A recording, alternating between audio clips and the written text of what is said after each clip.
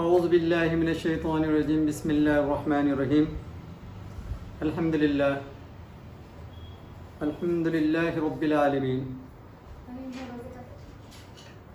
السلام علیکم ورحمۃ اللہ وبرکاتہ۔ گزشتہ جمعہ سورہ فاتحہ کی تفسیر شروع کی گئی تھی، جس میں بتایا گیا تھا کہ سورہ فاتحہ کے کئی نام ہیں۔ ایک تو سورہ فاتحہ ہم جانتے ہیں جو ہمیشہ ہمارے ذہن میں بیٹھا ہوا ہے، اس کے 20 نام بتائے گئے ہیں، جیسے کہ سورہ فاتحہ، فاتحہ الکتاب، ام القرآن، سورۃ الکنز، سورۃ الواقفیہ، سورۃ الواقعہ، سورہ شافیہ، سورہ شفا مثانی، سورہ نور، سورہ رقیہ، سورہ الحمد، سورہ دعا، سورہ تعلیم المسئلہ، سورہ مناجات، سورہ تفویض، سورہ سوال، سورہ ام الکتاب، سورہ شکر، سورۃ الصلاۃ، یعنی 20 نام سورہ فاتحہ کے بتائے گئے۔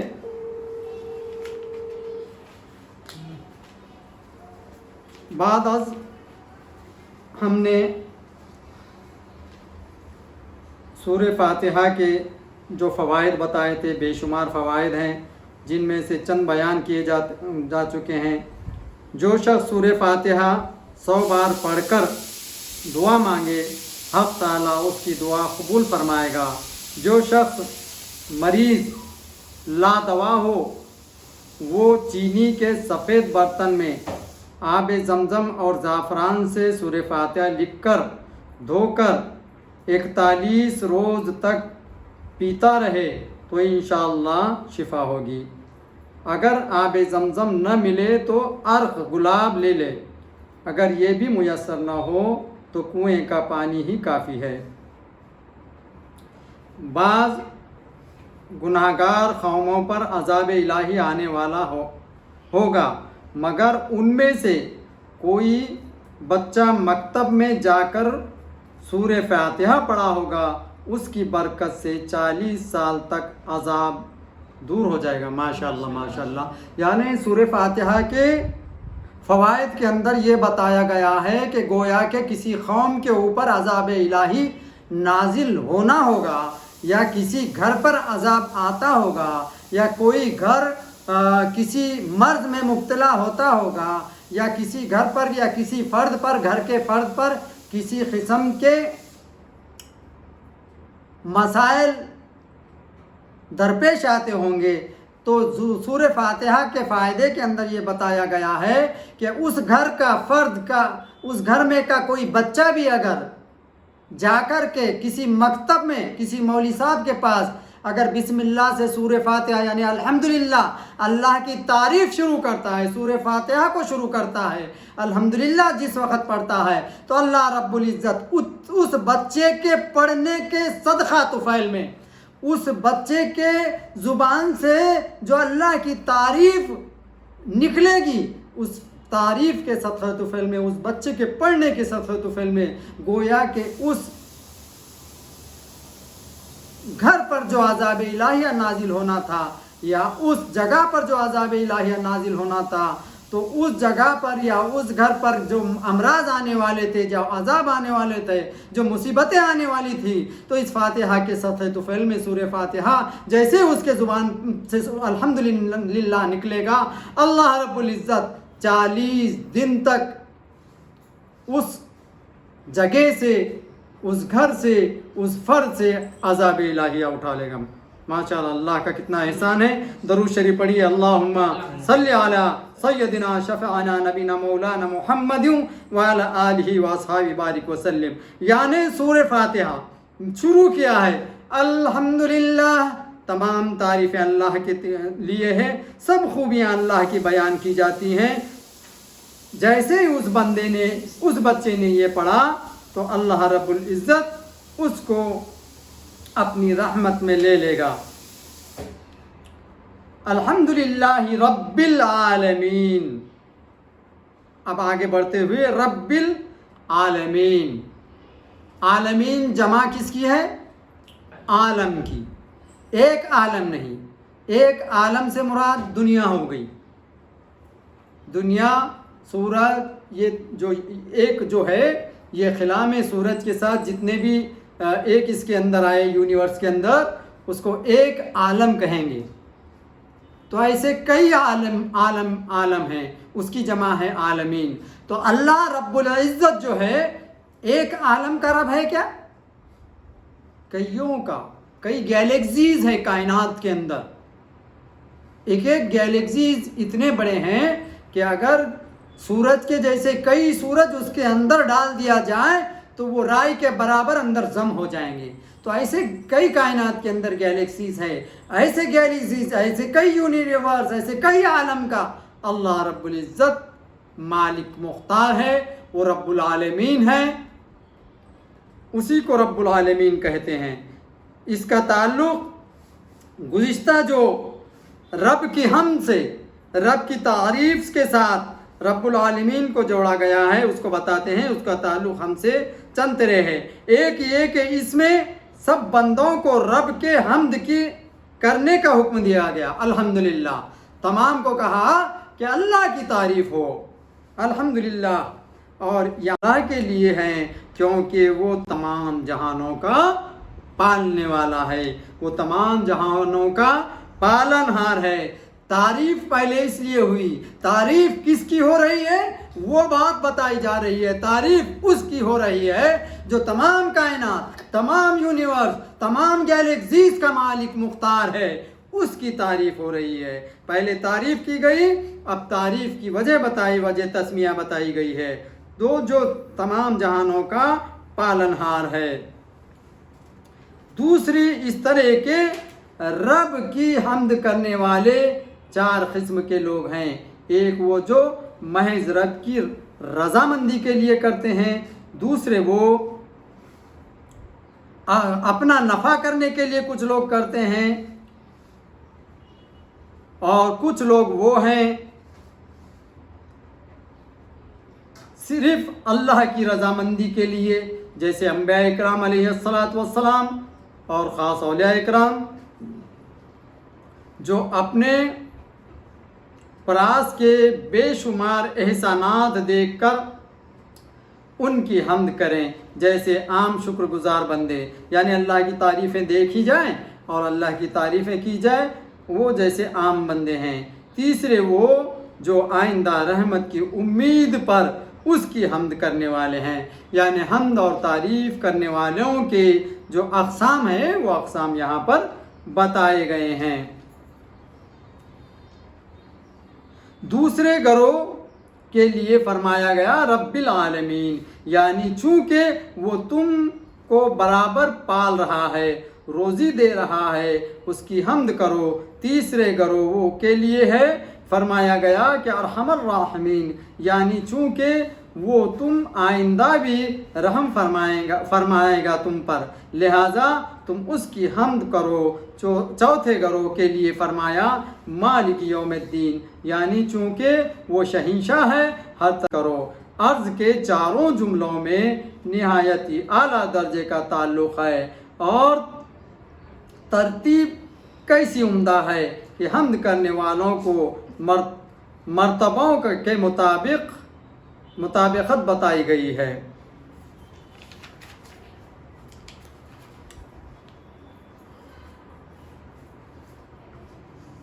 जब हक़ ताला रब्बुल आलमीन है तो चाहिए कि सारी हाजतें इससे मांगी जाएं।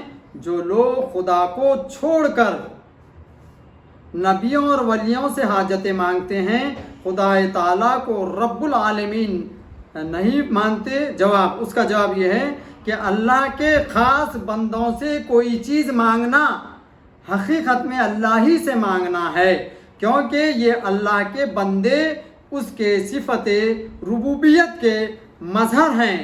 बेशक अल्लाह रब्बुल आलमीन राज़िक़ है, शाफ़िल अमराज है, लेकिन उसने इन तमाम कामों के लिए दरवाज़े मुक़र्रर कर दिए हैं। उन दरवाज़ों पर जाकर मांगना हकीकत में रब ही से मांगना है।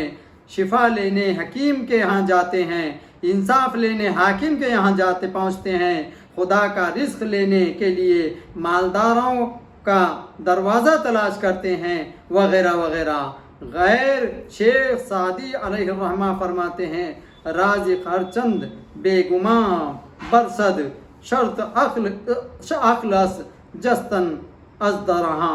यूँ समझो कि पावर हाउस में बिजली बनती है, लेकिन उसकी रोशनी वहाँ मिलती है जहाँ उसके खमखमे लगे होते हैं। जो शख्स खमखमों से रोशनी हासिल करे वो पावर हाउस के मुखालिफ नहीं कर सकता। इसकी बहस इंशाअल्लाह आइंदा भी की जाएगी। अब अर्रहमान अर्रहीम, जो निहायत ही रहम वाला है, जो रहमान भी है और रहीम भी है, बख्शने वाला भी है, मेहरबान भी है। इसका ताल्लुक़ रब्बुल आलमीन से चंद तरीक़े है। एक, इस जुमले में इरशाद था कि वो जहानों का पालने वाला है। एहतिमाल था शायद इस पालने वाले पर मजबूरी न हो, यानी इसका पालना हो जैसे बादशाह अपने मुलाजिमीन को पालता है। यानी बादशाह जो मुलाजिमीन को पालता है किसी वजह से पालता है, उसको उससे कुछ लेना देना होता है। लेकिन अल्लाह रब्बुल इज़्ज़त जो पालता है, कायनात को पालता है, ज़र्रो ज़र को पालता है, शजर व बशर को पालता है, जिन्नात को पालता है, इंसान को पालता है, तो चरिंदों परिंदों को पालता है, तो उसका उससे कोई गर्ज व गायद नहीं, वो बिला गर्ज व गायद के पालता है। यानी अगर उसको किसी मखलूक की पालने से फ़ायदा हासिल नहीं है, वो बग़ैर फ़ायदे के हाजत रवा है। अल्लाह रब्बुल इज़्ज़त बग़ैर ख़ुद के फ़ायदे के उनको पालता है, इसमें मखलूक ही का फ़ायदा है। बग़ैर गर्ज़ व गायत को पालने वाला रब्बुल आलमीन है वो। और जो बादशाह होता है वो रियाया को जो मदद करता है, तो वो उसका मदद करने में, रियाया की मदद करने में उसकी अपनी गर्ज़ व गायत होती है। लेकिन रब्बुल आलमीन जो पालनहार है वो बग़ैर अग़राज़ व मक़ासिद के अपने बंदों की हाजत रवाई करता है, उनकी हाजतों को पूरा फरमाता है। और वो भी कैसे? वो रहमान भी है और रहीम भी है। अर्रहमान और रहीम। अब उसके आगे जाकर के फरमाते हैं मालिकी यौमिद्दीन, वो यौम जज़ा का मालिक है और बदले वाले दिन का मालिक है। बदले वाला दिन कौन से है? कौन सा है? क़यामत का दिन, जिस दिन जज़ा और सज़ा का दिन, मालिक यौमिद्दीन, उस दिन का वो मालिक है। इससे पहले की रुबूबियत और रहमत का जिक्र हुआ। पहले क्या हुआ? अल्लाह रब्बुल आलमीन, फिर अर्रहमानिर रहीम, यानी उसकी रुबूबियत, उसकी रहमानियत, उसकी मिल्कियत। अब उस दिन का मालिक बताया गया जिस दिन का हम तमाम लोग इंतज़ार कर रहे हैं, जो रोज़े जज़ा है। उस दिन का जो मालिक है वो रब्बुल आलमीन है। इससे जो रब्त बता रहे हैं पिछले जुमलों से, उससे पहले अल्लाह की रुबूबियत और रहमत का जिक्र हुआ, जिससे सुनने वालों का क़ल्ब में उम्मीद का दरिया मौजें मारने लगा। अब ज़रूरत थी कि उसके दिल में रब का खौफ पैदा किया जाए, क्योंकि ईमान उम्मीद और खौफ के दरमियान है। लिहाजा इस आयत में रब ताला मिल्कियत, गलबे वग़ैरह का जिक्र फरमाया। ईसाइयों के अक़ीदा है कि दुनिया में कैसे ही गुनाह कर लो कोई सज़ा न मिलेगी, क्योंकि ईसा अलैहिस्सलाम की सूली माज़ल्ला सबका कफ़ारा बन गया। यानी ईसाइयों का यह अक़ीदा है कि ईसा अलैहिस्सलाम को जो सूली दी गई, तो अगर कोई ईसाई, उनका अपना मजहबी उनका जहन है कि अगर कोई ईसाई दुनिया के अंदर गुनाह करता है तो वो गुनाह का सज़ा नहीं मिलेगी, کیوں نہیں ملیں گی؟ ان کا یہ عقیدہ ہے کہ جو عیسیٰ علیہ السلام کو صلیب کے اوپر جو سولی پر چڑھایا گیا، صلیب پر چڑھایا گیا، تو یہ ان کا دنیا کے اندر تمام گناہ کرنے کا کفارہ ہو چکا، لہٰذا اب ان کو کوئی اس کا سزا نہیں ملے گی۔ لیکن یہ عقیدہ ان کا غلط ہے، اس لیے وہ اللہ کے غیب و غضب سے، یوم جزا کے بدلے سے بے خوف ہے۔ یہ بے عقل لوگ یہ سمجھتے ہیں کہ عیسیٰ علیہ السلام کو جو سولی پر چڑھایا گیا یہ ان کا معاوضہ ہو گیا، ایسا نہیں ہے، کیونکہ اس سے نا امیدی ہوگی، اور نا امیدی گناہ ہے۔ جب تک اسی لیے اللہ رب العزت نے قرآن حکیم میں فرمایا کہ لا تقنطوا من رحمت اللہ، اللہ کی رحمت سے نا امید کبھی بھی نہیں ہونا چاہیے۔ تو وہ روز جزا کا مالک ہے، مالک یوم الدین۔ اب مالکی یوم الدین ہے، وہ روز جزا کا مالک ہے۔ پہلے ربوبیت بیان کی گئی، اللہ کی ربوبیت، اس کو مالک بتایا گیا۔ اب فرماتے ہیں ایاک نعبد، اے اللہ ہم تیری ہی عبادت کرتے ہیں، تجھ ہی کو پوجتے ہیں، تیری ہی پرستش کرتے ہیں۔ اس آیت کا تعلق گزشتہ آیتوں سے چنترے ہے۔ اس طرح کے شروع سے اب تک حق تعالیٰ نے اپنے انعامات اور جباریت اور ملکیت کا ذکر فرمایا۔ اس سے وہ مقصود تھا کہ اللہ کی مخلوق اس کی اطاعت کی طرف رغبت کرے، کیونکہ احسان کی وجہ سے انسان اطاعت کی طرف رغبت کرتا ہے اور خوف ڈر سے اطاعت فرماتا مجبور ہوتا ہے۔ لہذا حکم ہوا کہ تم کہو کہ ایاک نعبد، تو گویا اب تک عبادت کی رغبت لائی تھی، اب عبادت کی صریح حکم فرمایا۔ دوسرے اس طرح کے حق تعالیٰ نے اس سے پہلے اپنے 5 نام بیان فرمائے، اللہ رب، رحمان الرحیم، مالک۔ گویا فرمایا کہ ہم نے تم کو پیدا فرمایا، لہذا ہم تمہارے اللہ ہیں، پھر تم کو پالا، لہذا ہم رب ہیں۔ تم نے گناہ کیا، ہم نے چھپایا، پس ہم رحمان ہیں۔ تم نے توبہ کی، ہم نے مغفرت فرمائی، لہذا ہم رحیم ہیں۔ تم ہمارے قبضے میں ہیں، اور جزا اور سزا کا دن بھی آنے والا ہے، لہذا ہم مالک ہیں۔ پس اے بندے تم ہماری عبادت کرو، اور عبادت کا مستحق وہی ہے جس میں یہ صفتیں ہوں۔ لہذا یہ کہا گیا کہ اے اللہ ہم تیری ہی عبادت کرتے ہیں، ایاک نعبد، اے اللہ ہم تیری ہی عبادت کرتے ہیں۔ اب یہاں پر ایاک نعبد، ہم تیری ہی عبادت کرتے ہیں،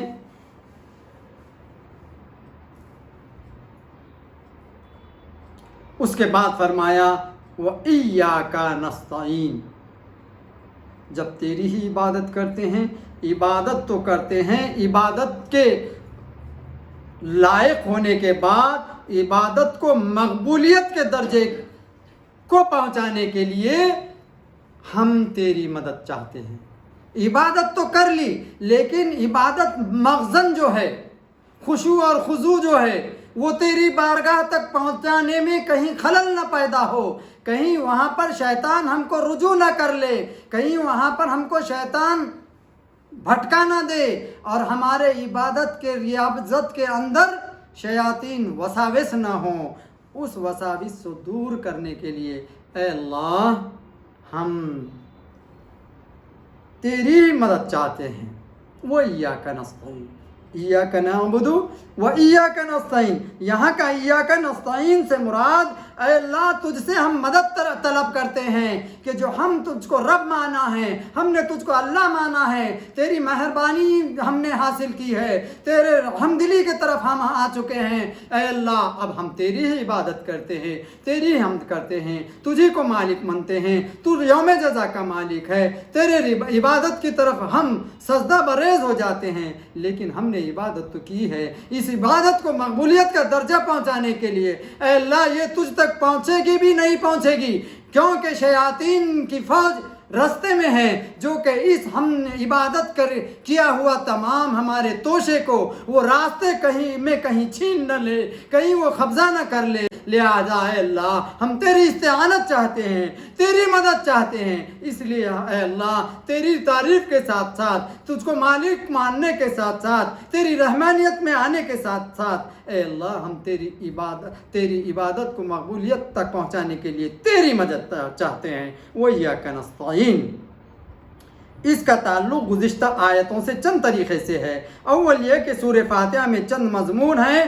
पहला खुदा की, चौथा पहले से 2 मज़मून बयान हो चुके हैं, अब तीसरा शुरू होता है। मगर चूँकि दुआ के लिए ज़रूरी है कि किस वसीले से की जाए, इसलिए इससे पहले इबादत का ज़िक्र हुआ और बाद में दुआ का, यानी ऐ अल्लाह हम तेरी इबादत करते हैं और इबादत के वसीले से तुझ से मदद मांगते हैं। तफसीर अजीज़ी यही मकाम। इसलिए मुसीबतों के वक्त नमाजें पढ़कर, सदका वगैरह करके, नेक आमाल करके दुआएं की जाती हैं। इसलिए की जाती हैं, हम इबादत और रियाजत तो कर रहे हैं, लेकिन सदका व खैरात इसलिए देते हैं कि इस दुआ को, इस हमारी इबादतों को मकबूलियत के दर्जे तक पहुंचाने के लिए ये सदका व खैरात ज़रिया बन जाते हैं, ताकि वो इबादत कबूलियत दुआ का वसीला बने।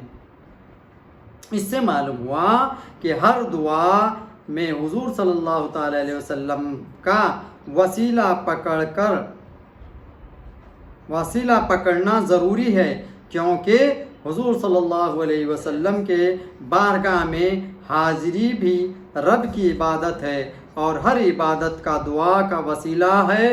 रब ने फरमाया वब्तगू इलैहि, पहले फरमाया गया था कि ऐ अल्लाह हम तेरी इबादत करते हैं। अब अर्ज़ किया जा रहा है कि खुदाया इस इबादत को मुकम्मल करने के लिए तुझ से मदद मांगते हैं, यानी शुरू करना हमारा काम है और इसको अंजाम तक पहुंचाना ऐ अल्लाह तेरा काम है। इस तरह इबादत की कुछ ज़ाहिरी शर्तें हैं जिनमें बग़ैर इबादत अदा नहीं होती, जैसे नमाज के लिए वज़ू वग़ैरह, इन्हें शराइत अदा कहते हैं। और कुछ बातिनी शरातें हैं कि जिनके बग़ैर नमाज बारगाह इलाही में कबूल नहीं होती, जैसे दिल में खुशू और खुजू होना, रिया कारी मक्कारी का दूर होना, फ़ख्र से पाक होना वग़ैरह वग़ैरह, के जिनके बग़ैर नमाज कबूल नहीं होती। पहले किस्म की शर्तें वज़ू करना वग़ैरह बज़ाहिर इंसान के कब्ज़े में है, लेकिन दूसरी किस्म की शर्तें में इंसान बिल्कुल बेबस मालूम होता है, क्योंकि दिल का हाजिर होना और ख़यालात का पाक होना वो साफ़ होना इंसान के काबू से बाहर है। इसलिए पहले अर्ज़ किया गया कि इय्याका नाबुदू, यानी ज़ाहिरी शर्तें अदा करके तेरी इबादत करते हैं, और दूसरी किस्म के शर्तों के लिहाज से कहा गया वइय्याका नस्तईन, खुदा इन शर्तों में तेरी मदद मांगते हैं। यानी हमसे जो बन पड़ता है ज़ाहिरी तौर पर, ज़ाहिरी जो पाकी हम हासिल करनी चाहिए वो तो हम हासिल कर ले सकते हैं। जैसा कि नमाज के लिए हमारा ज़रूरी होता है कि जगह का साफ़ होना, बदन का साफ़ होना, वज़ू का कर लेना, ये तमाम शराइतें बज़ाहिर हम तो कर लेते हैं, लेकिन बबातिन उस चीज़ को हम पहुंच नहीं सकते जो कि दिल हमारा पाक होना, दिल हमारा वसवसों से खाली होना, खुशू और खुजू होना। इसके लिए ये चीज़ हासिल करने के लिए हम किसकी मदद चाहते हैं, किसकी इस्तिआनत चाहते हैं? अल्लाह की। वस्तईनो, इस्तिआनत बिस्सब्री वस्सलाह, सब्र और نماز کے ساتھ اللہ کی ہم استعانت اور مدد چاہتے ہیں تاکہ وہ مقبولیت کو پہنچے، مقبولیت کے درجے کو پہنچے۔ ہماری عبادتیں اور ریاضتیں ہیں اللہ ہی کے حق میں ہیں، اللہ ہی کے لیے ہے، لیکن اے اللہ تو تیری مدد سے، تیری مقبولیت سے، تیرے بارگاہ میں اس کو تیری مدد سے قبول کا درجہ عطا فرما، قبولیت کا درجہ عطا فرما۔ ہم دعا کرتے ہیں کہ اے اللہ ہم نے جو بھی پڑھا ہے اس پڑھنے کا ثواب حضور پر نور سرور کونین تاجدار مدینہ گنبد خضرا میں آرام فرمانے والے آقا و مولا حضرت محمد رسول اللہ صلی اللہ علیہ وسلم کے بارگاہ میں اس پڑھنے کا ثواب نصیب فرما کر ہمارے جائز مراد نیک تمناؤں کو پورا فرما، ہمارے اغراض و مقاصد کو پورا فرما، پابند صوم و صلاۃ بنا، ہمارے پڑھنے اور سننے کو کارگزر فرما اور پابند فرما، اس پر عمل کی توفیق عطا فرما۔ اے اللہ ہم نے جو تفاسیر پڑھی ہیں اس کو سمجھ کر اس پہ عمل کی توفیق عطا فرما۔ یہاں پر وَإِيَّاكَ نَسْتَعِينُ تک ہم پہنچ چکے ہیں، آئندہ انشاءاللہ آئندہ جمعہ اس کے آگے تفسیر ہوگی۔ اللہ رب العزت اس پر ہم کو عمل کی توفیق عطا فرمائے۔ وآخر دعوانا الحمدللہ رب العالمین برحمتک یا اللہ۔